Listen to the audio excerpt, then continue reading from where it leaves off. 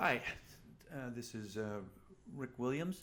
Today we are going to discuss the Multi-Board Residential Real Estate Contract 6.1, which is the preferred purchase contract that you should utilize when putting together a contract if and when you do have a purchase to do. We're going to go over all the steps on exactly how to fill this out in the best manner that you can, and try to make it as easy as possible for you. Okay, first step you want to do is in dotloop. Okay, we want to create a loop for the actual property. So if all you log into dotloop, get onto your screen, which I already have open here. We click to create a loop, and we type in an address, preferably the address of the property that you're doing here. We'll just call this one 1234 Easy Street.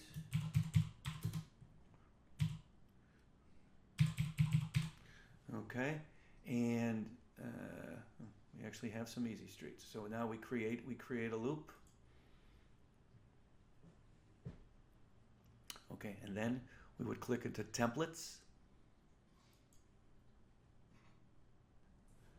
Okay, now we want to choose a document to add while we're in dotloop here, and we just scroll down and hover over all the different contracts that we have. And here we have a contract to purchase, and we're looking for the 6.1. So there it is. We'll click. Okay, and it's the 6.1 here. Oh, not the short sale addendum. Sorry. Okay. X that box, and then we got copy. It's importing. Wait a minute. Hit OK. And then we click the contract, and you will be in on dotloop on the multi-board. And now it has an autofill option. Okay, in dotloop, and this is the reason this is very good is one of the items on the contract is the address. That'll literally be on there 14 different times. So what you want to do is fill in the property address in this autofill at the very least. Okay, now we want to scroll down and fill in manually. We want to fill in the street number, 1234, easy street, city, anywhere, and we'll call it Illinois. Let's call it Arizona for this sake, and let's use a zip code, 55555, and you can fill in, county. It's not necessary at this point.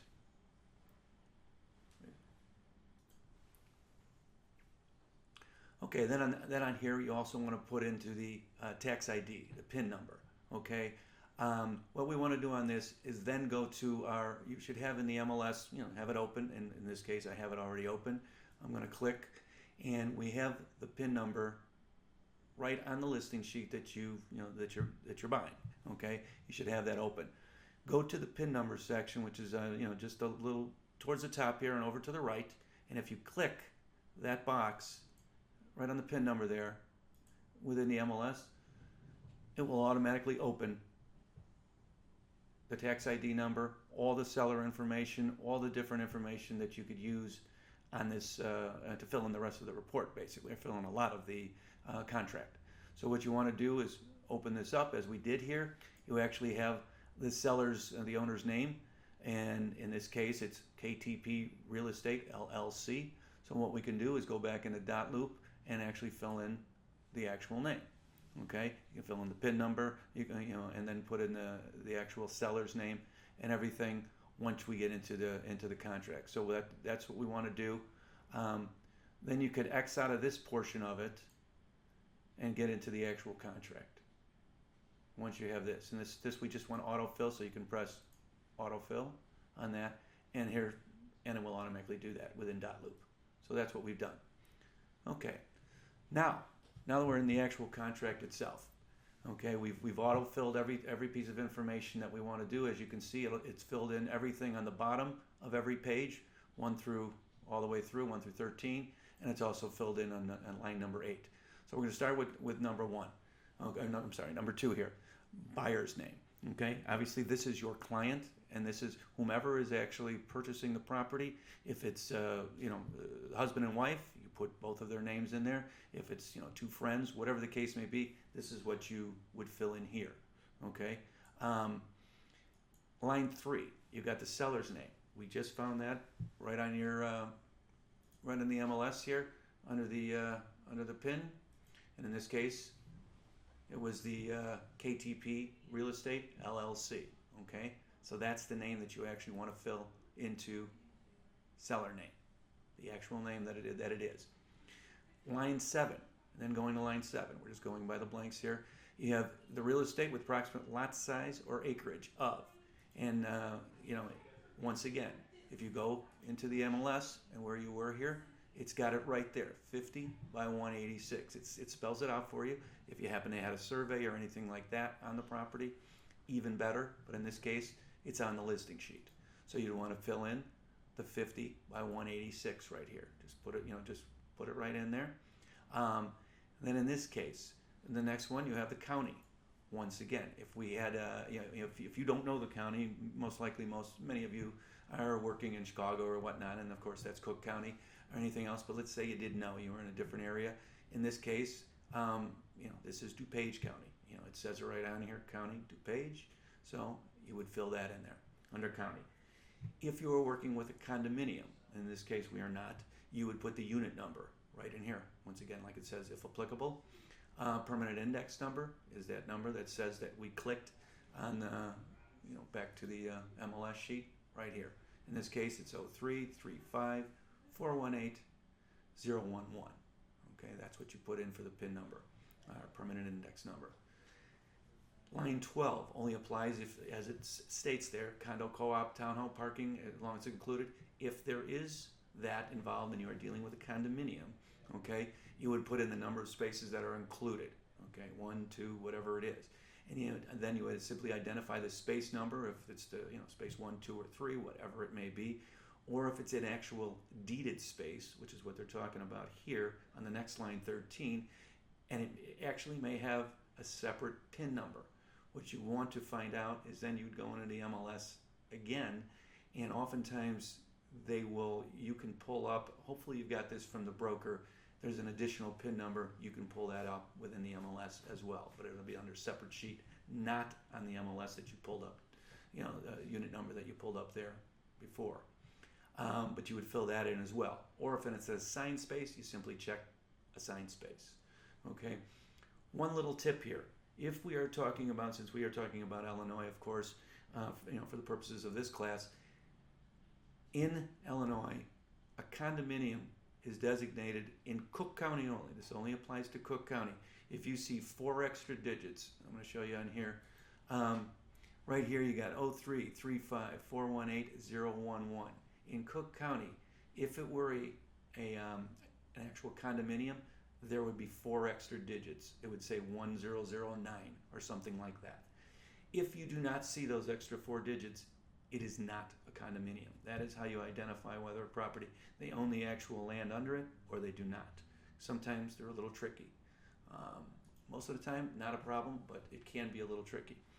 So that is how you would determine that. So you'd put that in there under earnest money, the next line 17, number 4 here. We do not hold earnest money, so it is definitely not going to be the buyer's brokerage. It could be the seller's brokerage if it's a Remax, Century 21, something like that. Oftentimes they will hold earnest money. Therefore, you can check that. You check with the other party, see if they're going to. If they are not, it could be an attorney or somebody else.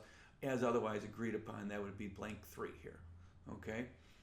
The initial earnest money on number 19 here, that is simply what you guys have agreed upon, to do. What you can put down, 1,000, 5,000, 500, whatever it may be, that you put in that blank there. Okay, and over there, and you ask right along 19 here, you're talking about the number of days after acceptance. Okay, she'll be tendered escrow on before. This should be immediate. Within 1 day. And then on line 20, you're talking about additional earnest money, and it shall be tendered by X date. Don't see that a lot these days. It used to be very common where there was additional monies put after a certain contingency in the contract. These days, most of the time, I suggest that you fill it out, just put a 0 in there. Just simply put 0, and then, you don't need to do the rest of it because there is no date. And moving down on number 5 here, and then the blanks here that relate to what is going to be included in the contract from 26 all the way through, let's see, what do we got here? 26 through 34. What you want to do is check all the things that your buyer is going to be thinking that they're getting with this. You want to check on the listing sheet. First of all, you can check in the listing sheet, see what's included, if anything.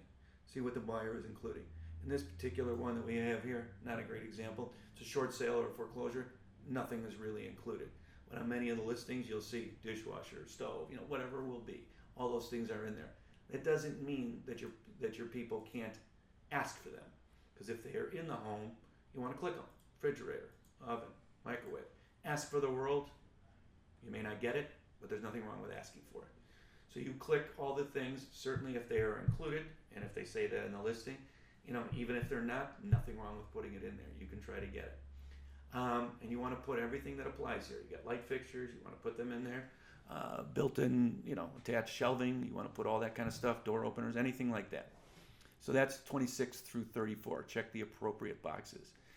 On line 35, they discussed other items included at no additional cost. Okay, if there are other things, for example, any type of detached, but it's let's say there's a large shelving unit in the basement that certainly was made for a particular wall because it fit between 2 windows, if you will.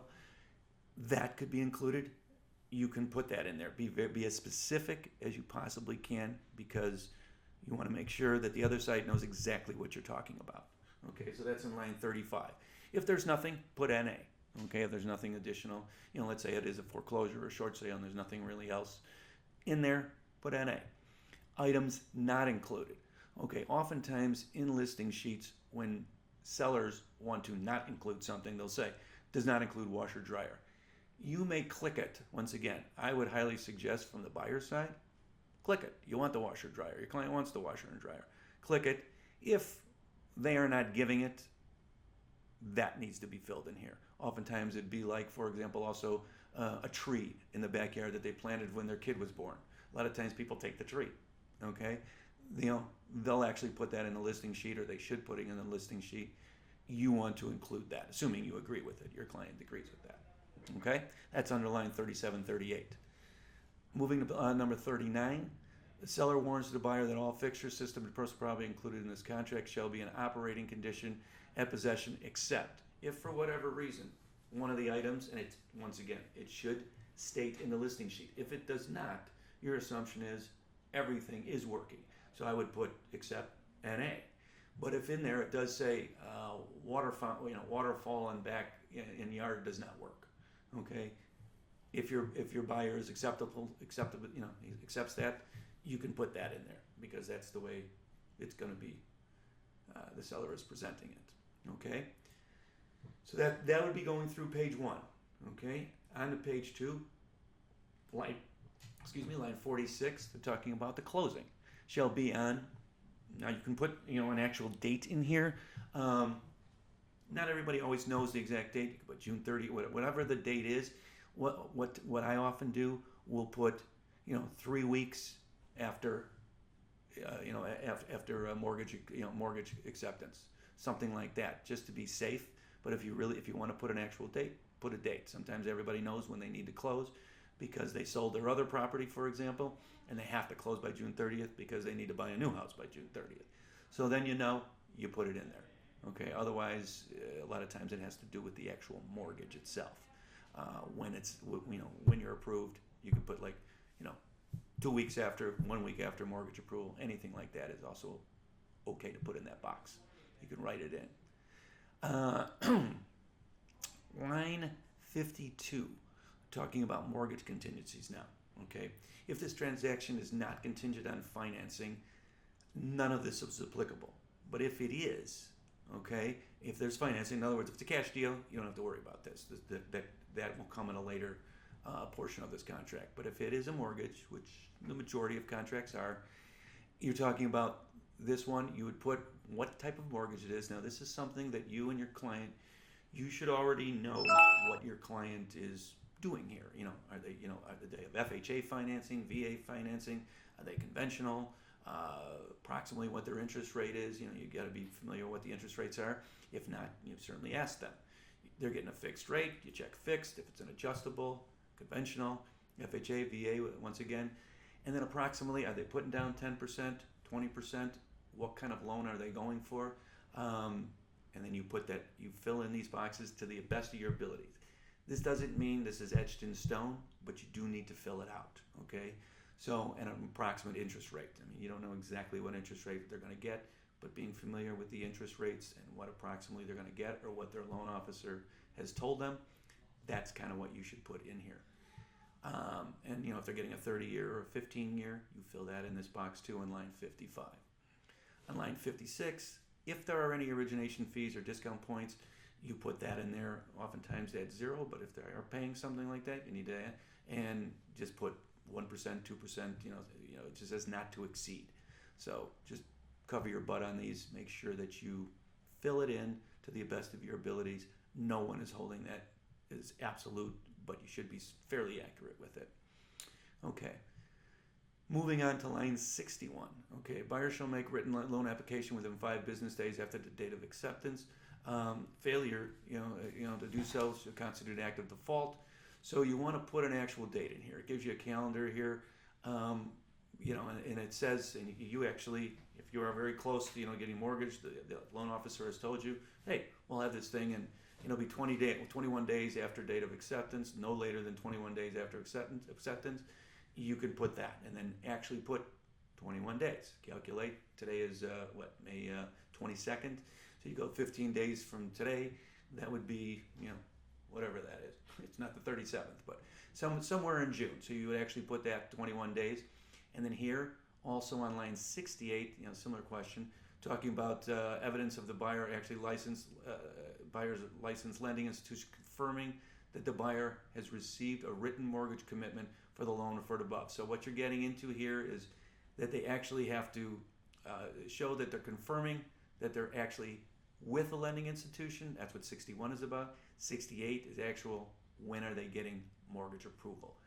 These are at best guesstimates, but it says 60 days and 21 days. Nothing unreasonable about either of that, and you can put those dates actually in here, and that's what they're expecting in those blanks, but they should be filled out. Okay, when you get down to the bottom of page 2 now, you're talking about line 82 about statutory disclosures. These are all the disclosures that many times on these listing sheets, we'll go to this listing sheet. I'm not certain that it's on here, but if you go up on you click on the top of additional information on the actual listing sheet, okay, and it will show you. Okay, in this particular one, they've got floor plans, floor plan, city. Here we go. All the disclosures are actually in here. You have the property disclosure, the radon disclosure, lead-based paint, and the mold. So you simply click all of those, and you can retrieve each of those and have your buyers sign them. Okay, so now you actually have all that. So you can say they have received the real estate property disclosure. They have received the protect your family from lead in your home. You can give them that. The lead paint, because all of these are included. Radon. So you can put has. If they do not, and if those are not in the MLS as they were there, then you simply click we have not received these. Okay, and the last one on page 87 has to do with the radon. Okay, so and that was included in the MLS here when we clicked on that box. So now moving to page 3, we're talking about prorations. Okay, on line 88, number 10 there, we're talking about here this occurs most often when you're dealing with a condominium, but it can also be included when we're talking about a single family that has an assessment. Oftentimes it'll be like, they take care of the front pond, the pond in the subdivision, or the front signage, landscaping throughout, a little park, a little top lot, something like that. Okay, on a condo, this is very clear. They're talking about the seller represents that the homeowner assessment fees are, and whatever that may be. On a condo, it could be $225 a month, whatever it is. you simply fill that in. If it is what we said, an association by a single family, oftentimes that's $325, something along those lines per year. Okay, so you want to fill it in, a 92 and 93 there, whatever is appropriate. And once again, that should be stated on the listing. If you look on the listing, and if you didn't know the answer to that, they'll oftentimes, it'll say right on there, if there's an assessment, and in this case there is no assessment, but if there is, it would be stated. This is just a single family within a normal, subdivision without any of that kind of stuff. So going back to dot loop here.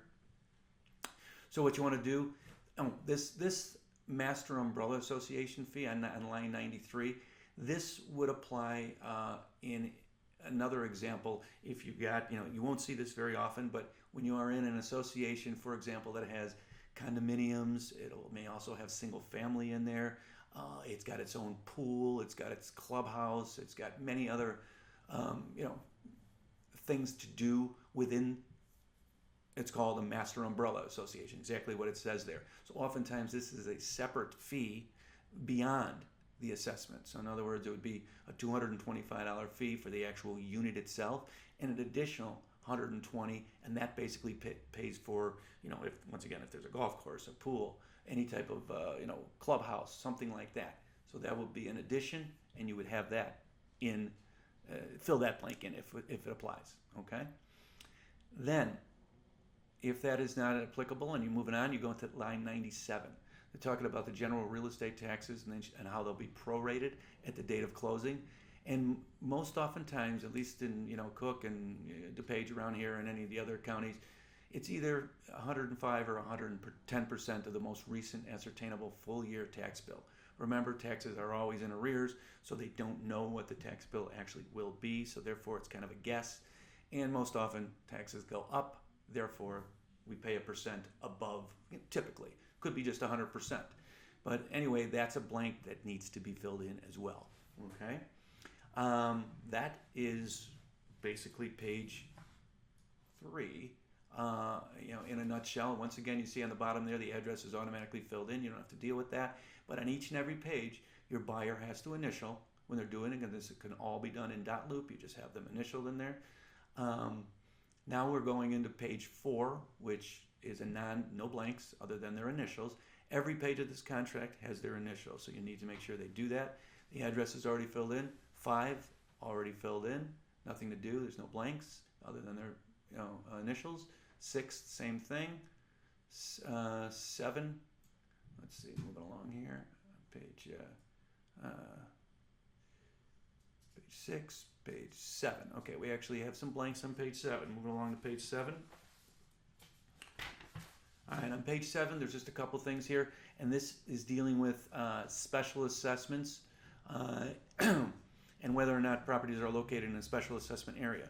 This would basically apply, one example of this is that if you, for example, you're in an unincorporated area in a town, okay, and you wanted to get your septic and well right now, and you want to get sewer, okay, oftentimes what they'll do in the county, they'll offer it, and then you need to pay it, and oftentimes that is over a period of time.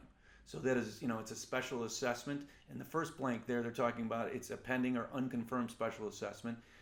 This would definitely also deal with condominiums. I gave you the single family example. In a condominium, if there's going to be a special, for example, the roof of the condominium building is going to need some work in the next year or so, and they've already talked about it. You need to let the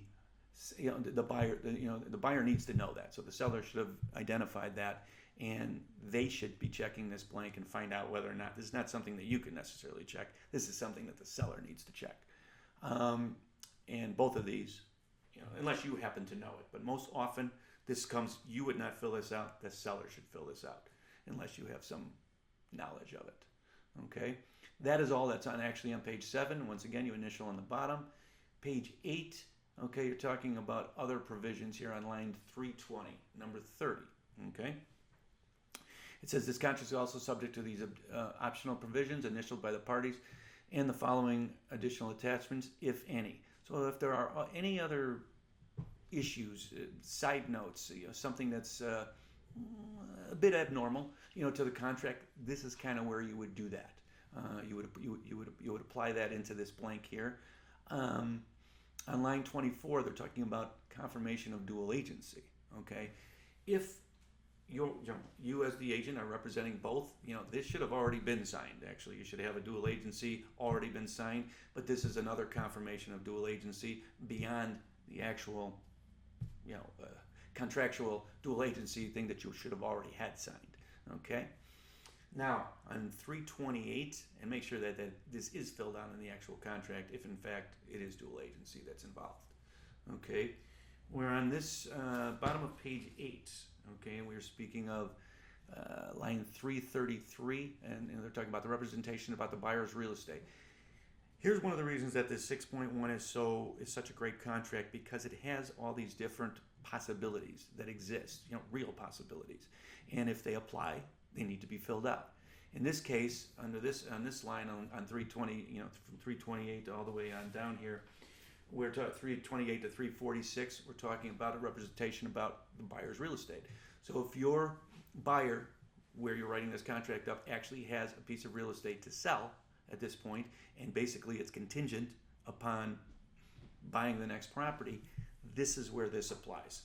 Okay, and that's all the different blanks. If they have not entered into a contract yet, or if they have, it's not subject to a mortgage contingency, is subject to a mortgage, real estate sale contingency, a closing contingency. Has not listed buyer's real estate for sale with a licensed broker. In other words, they're trying to sell it by owner. All these different things are applicable here, and the boxes need to be checked if, in fact, this is what's happening.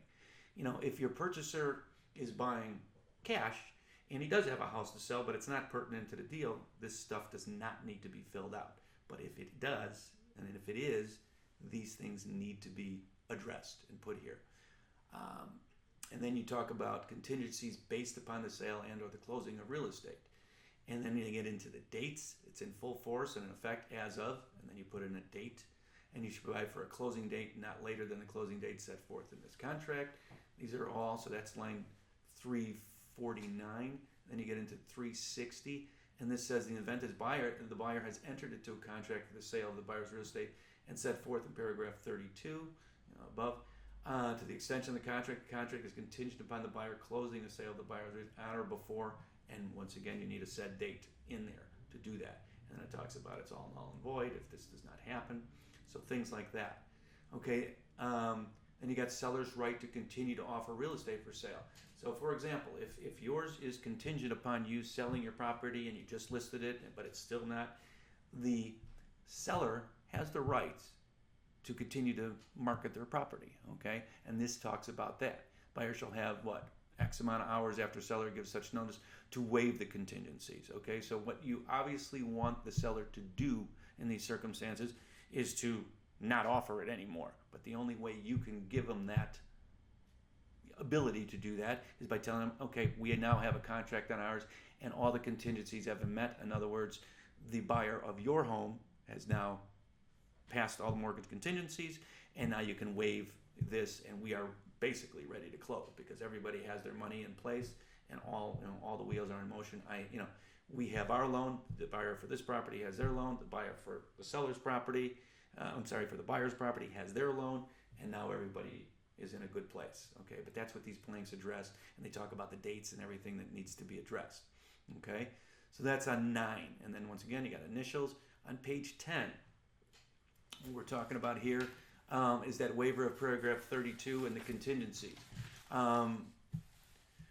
There's additional earnest money. So once all contingencies have been met, okay, meaning they sold their property, they've got their loan, and what they're asking for here is if there's going to be an additional deposit into the escrow stating that, hey, we're all good, now we're ready to close, how about putting another 10 grand into the kitty, which all goes into the loan. There's nothing wrong with that, but most people probably don't do it.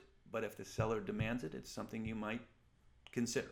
Okay, that's what 395 to 397. That's what they're addressing there. Okay, on line 402, they're talking about the cancellation of prior real estate contract, and they're saying, shall be subject to the written cancellation as of said date. That has to be filled in if it's applicable. Home warranty.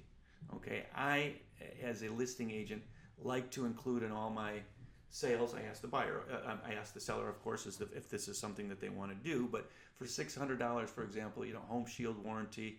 I'm not advertising for one, but that's one out there in the marketplace, and they give the new buyer 1 year basically of warranted everything, pretty much everything that they have. So all the appliances, the roof, the furnace, all these different things. So if that's something that's applicable, you would put that in line 409 and of $600, and that doesn't really have to be put in until the day of closing, actually, a couple days before you actually call and you actually put that in place, and your seller, pays it. You can actually request it. This is our contract, the buyer's contract. You're saying, hey, I want a warranty. So you put in dollar amount. Right now, these days, it's about $600. You put that in there, and if they agree to it, hey, you got yourself 1 year warranty on all the different stuff there, which is a great thing. Once again, as a listing agent, I like to offer it. My clients will offer it, but I ask them if that's something that they want to do.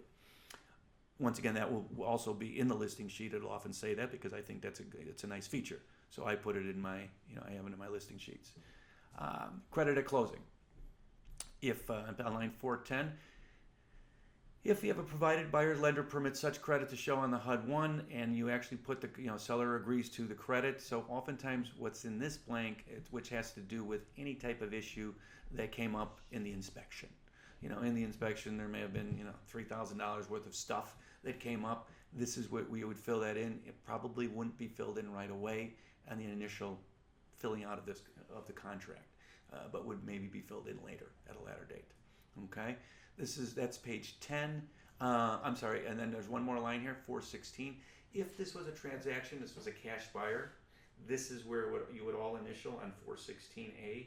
You would initial there, and of course they would initial down here. So if this was, oftentimes, an investment property, a smaller dollar amount or any type of property that's a cash deal, this is what you'd fill in. Now, line 428 on page 11.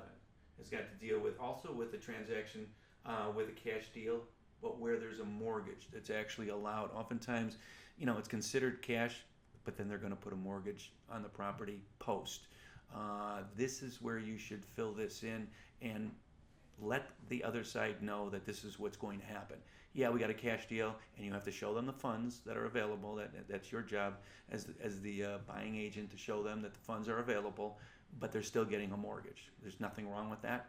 They can do that. This is where you would fill that box in here at initial. On line 445, this deals with VA or FHA financing. If that's what they're doing here, this is where you fill it out. And then you also talk about the mortgage insurance premium, or MIP, shall be paid by the buyer. Okay, and you check that if applicable. Next line on this is talking about well and septic and sanitary systems. So you would X these boxes, initial these boxes on 448 if they apply. And once again, this isn't a listing sheet. If you didn't happen to know that, oh, wow, this has a well, didn't know that. It's not just, sometimes the properties you don't always know. It's on the listing sheet, and you need to know that, and they need to initial with that.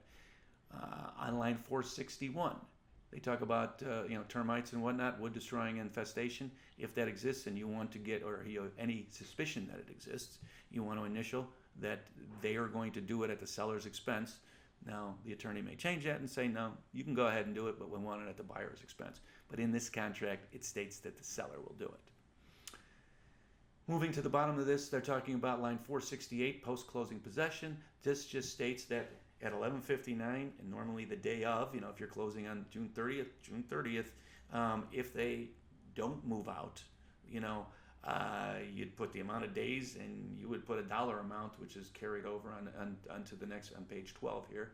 And this is how much you'd get per day if, in fact, they were continuing to be in the home, or there's stuff in the house and you're not in yet, okay? Because you technically own it as of, say, let's use June 30th, and if they were going to stay there till for 2 more days, July 1st, July 2nd, and you would get the sum of, and you fill it in line 472 here, whatever, $200 a day, and that would be filled in here in line 473 and be paid out of the escrow. Then you talk about line 480. This is all on the on page 12 here, and they talk about as-is condition. If that's applicable, and they state in the actual listing sheet that this is an as-is deal, and that's the way it's going to go down, and there's nothing else. I don't like this, but if it exists, you initial it. It's as-is. You know, I would never initial it unless you had to, and they insisted that's the way it is. Auctions are like that, and many other type of deals. When you're talking about foreclosures and whatnot, that is what you're dealing with. You're probably going to be as-is, and that will be filled in. Under specified party approval, this contract is contingent upon the approval of a real estate buy. This applies to, for example, in a condominium, sometimes a co-op, they have to sign off on it. In New York, it's very common, that some of the famous people that move into places, other people, they won't allow them in, and they have the right of first refusal. They can have that in a condominium as well, if for some reason the assessment fees aren't paid and things like that. So this is what that's talking about, if it's applicable at all. Not usually applicable in a single family. Interest-bearing account. Unusual these days, but on line 499, if you're putting a large amount of money down and you want interest on that money for the period of time that this is going to go through, this is where you would initial and say, yeah, I want X amount of money, my money here to be interest earning. So that's where that applies. 505 talks about miscellaneous provisions. They're contingent upon the parties entering consistent with terms and set forth in herein, blah, blah, blah. And then they talk about these unusual circumstances, but they happen. Tax deferred exchange, it's a short sale, that's not so unusual. Commercial, any of these other things that apply from 505 down to 510, you would simply check the box that's applicable. And then finally, the final page, on page 13 of the contract, this is extremely important, and they're all fairly obvious blanks and what they're asking here and whatnot, but you need to fill this out. And the reason this is probably page 1 and page 13 are probably the two most important pages. Why? The why is every time they get this contract, the lender, the attorneys, both brokers, everybody involved, anybody that looks at this contract, they're looking mainly page 1, closing date, it's on page 2, and then this on page 13, and this has all the pertinent information. This information is vital, because if any of this is incorrect, this will delay your closing. This is your process right here. This is what makes your process move smoothly. If any of this stuff is not filled out, like you don't put a phone number in, you don't put this in, you don't put that in, the mortgage company, how to get in contact with the loan officer, your attorney. Now, the stuff that can be filled in today by your side of the deal is, date of the offer, obviously. You got your buyer's signature, you print your buyer's name, you put their actual address, phone, email. If I don't know that you have to put their phone and email, of the buyers. That's not that important. But here's what is important. This whole left side from 529 on down, you got the buyer's brokerage. This will automatically fill in. You can autofill this, but if not, you put if this is on your dotloop, you could have it autofill all the time. But you put in your buyer's brokerage, your MLS number. I don't even know that you really need your state license number, but the address of Kale here. You're the designated agent. It's Kale Realty here, designated agent. That's you. Your MLS number, phone, email, how they contact you, vital. Okay, you need that information. Your attorney, you should know that. I mean, whoever they're going to use. If they haven't decided on one, get that in there as soon as possible. I would highly advise that they have one, or you have perhaps provided one for them. Get that in there. Put their address, phone number, everything. How to get in touch with that attorney. Once again, highly important. Mortgage company, once again, extremely important. The other side, seller, is going to check up on that, wants to know who are they going with. Is it Chase Mortgage? Is it this? Who's the loan officer? It says it right in there. Loan officer's email. How do I contact them? Phone numbers. Okay? If there is a management agent and any all that kind of stuff, oftentimes that is, most of the time, it's on the listing sheet. You could fill that stuff in right on the sheet here. There's no reason why you can't fill it out. And you can also fill out the seller's brokerage if, in fact, it's another realtor involved. You could fill all of that out. Probably the only blank you cannot fill out is the seller's attorney. You have no idea who the seller's attorney is, so would not expect that you can fill that in, unless you, for some reason you do know, but I doubt that you do. But the rest of these blanks, you should fill out, and it's highly important that you do, okay? And then the bottom here on 551, this is for them to present, not your blanks, and then they should initial and sign on this page. And that's basically the 6.1 contract in a nutshell. That is how we fill out the multi-board residential real estate contract 6.1. Thank you very much. Have a great day.